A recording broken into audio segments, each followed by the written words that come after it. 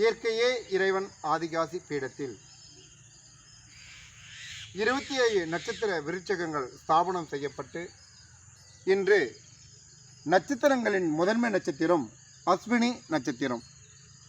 உலகத்தில் உள்ள அனைத்து அஸ்வினி நட்சத்திரக்காரர்களுக்கு இன்று இயற்கையே இறைவன் ஆதிகாசி பீடத்தில் எட்டி மரத்திற்கு பூஜை நடைபெறுகிறது. அஸ்வினி நட்சத்திரக்காரர்கள் அவர்களும் அவர்களுடைய குடும்பமும் மேன்மேலும் வளர இன்று இயற்கையே இறைவன் ஆதிகாசி பீடத்தில் பிரார்த்தனை நடைபெறுகிறது.